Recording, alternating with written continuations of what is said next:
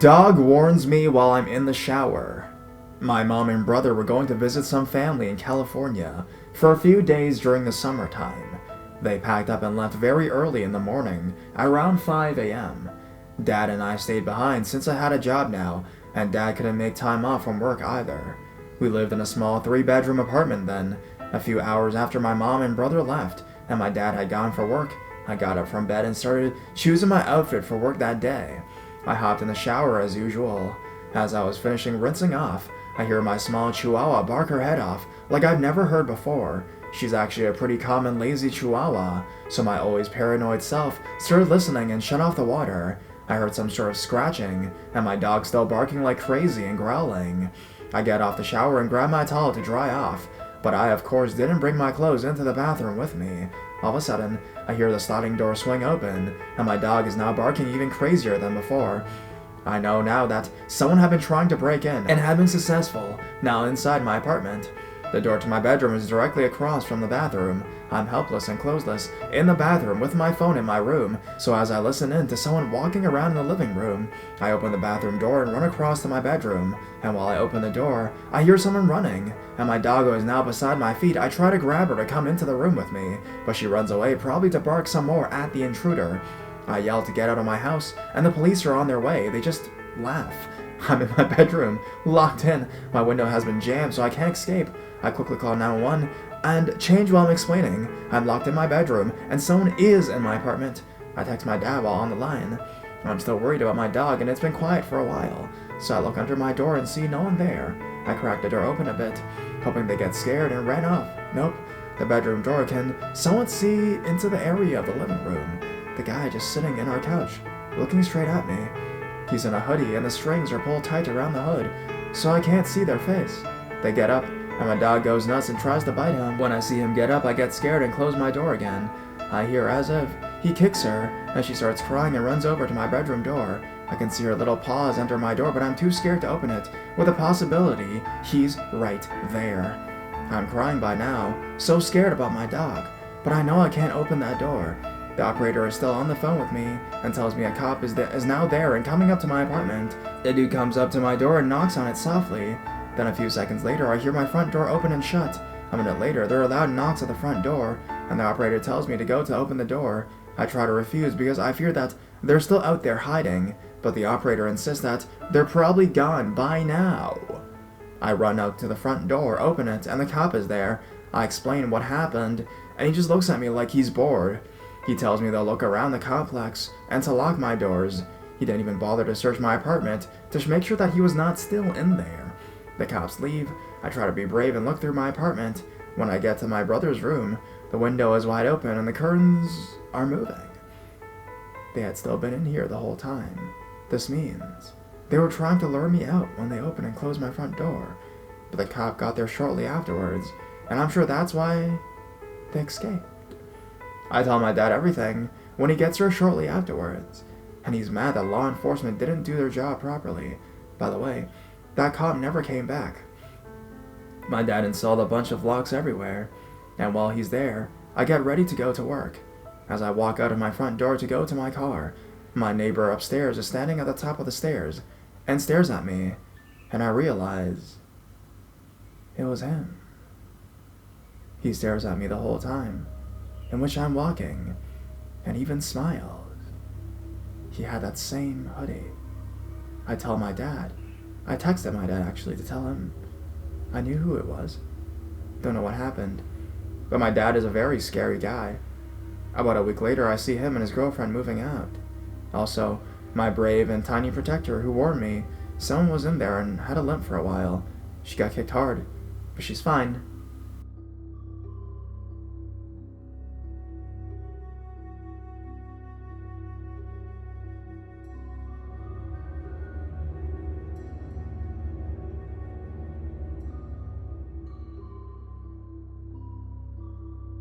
Shower intruder. Okay, let's start this off with some background information. I am a young female, 5'6", about 130 pounds. Someone could probably snatch me up pretty easily. I live in a condo. There are lots of houses around and attached to mine, so people could probably see if someone were to break in.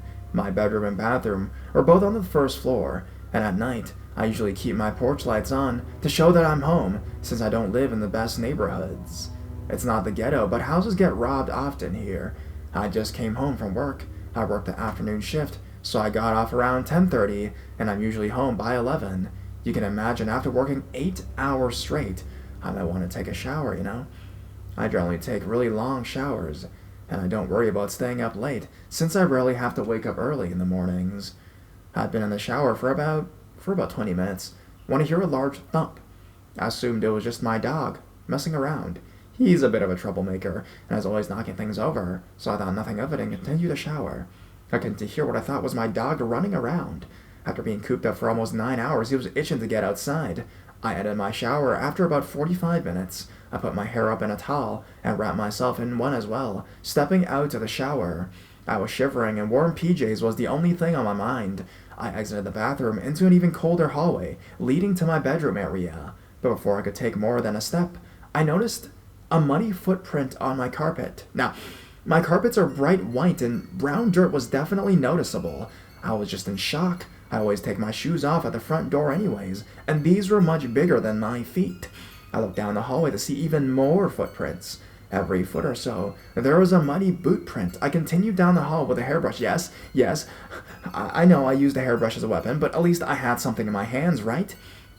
The footprints continue all the way to my front door, but what I saw when I got there freaked me out even more. My door was halfway open. I always lock my door. I am an extremely paranoid person, and I take a lot of precautions when it comes to safety, especially as a female. I looked at my door a little bit closer and realized that my lock had been broken. The thump I heard in the shower was the person kicking my lock. I called a lot of my neighbors to ask if they saw anything, and no one did.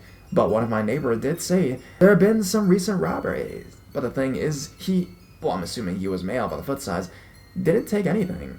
He just walked up to the bathroom door and turned around and left. Who knows how long he was standing there for?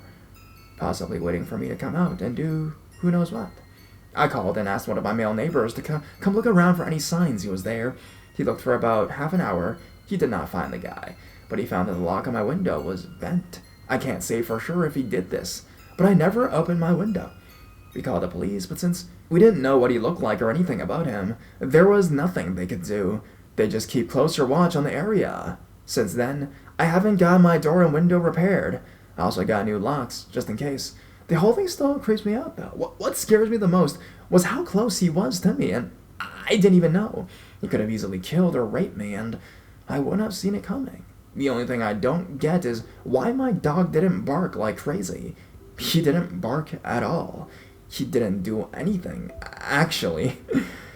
I hope if he comes back, Brutus will rip his face off, so creepy guy who broke into my house, let's not meet.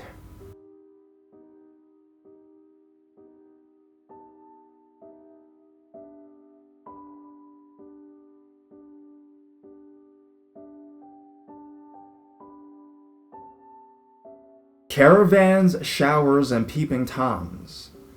I've been browsing Reddit Let's Not Meet religiously for about a month now, and I've got a ton of creepy or traumatic stories I could share. I've barely ever posted on Reddit, but everyone's stories on the subreddit have really got the cogs of my mind turning, dredging up some funny, not haha funny experiences from my childhood and teens. It's actually been quite therapeutic in a way.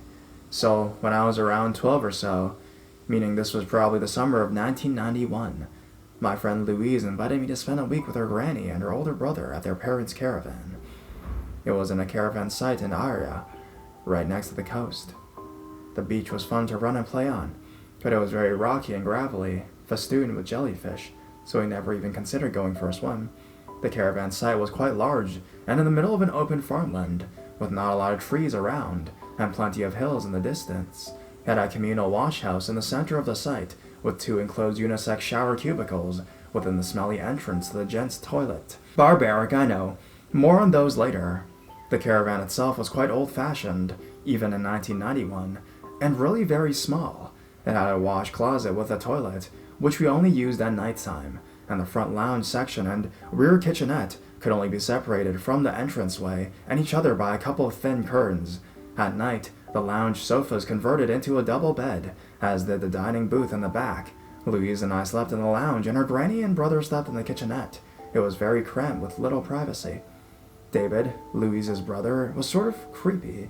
He was a year older than Louise and I, and didn't seem to have a lot of friends. He stared at me sometimes, and wouldn't answer when I spoke to him.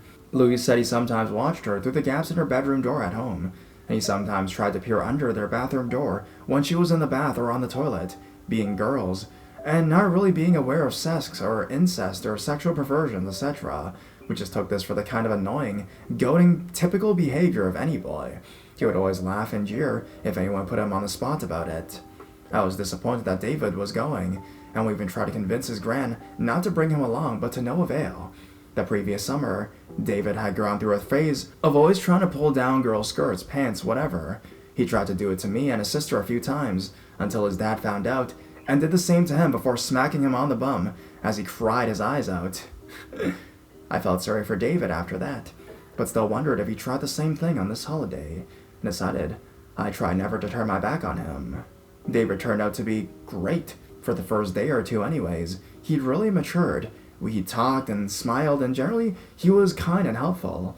He was thinner and taller, and he'd started growing his hair and was listening to rock music now, and even lent me his Walkman and some tapes of Bon Jovi and Aerosmith, which I didn't really like, but the gesture was just another part of his improved behavior. I really liked the way he looked and dressed now too, and crazily was developing a tiny bit of a crush on him. Louise still couldn't stand David though, so I didn't say anything like that to her. The first creepy moment came on the second night, when we were getting changed for bed in the lounge, with the lights on and the curtain closed over. If the light was off in one of the ends of the caravan and not the other, the curtains became slightly see-through.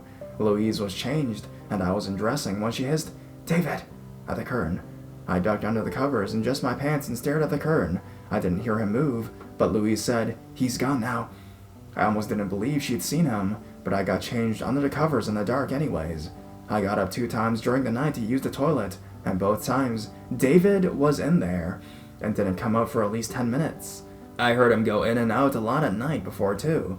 When he went in or came out after that, I wondered if he'd been standing at the curtain, but it was too dark to tell, and I only heard him when he was at the toilet door. I laid awake for at least an hour or two that night, but in the morning David was just his new friendly self, and we got on fine. Louise didn't seem bothered either. I went for a shower at the wash house with Louise in tow, because I was a little scared of all the boys and men coming and going.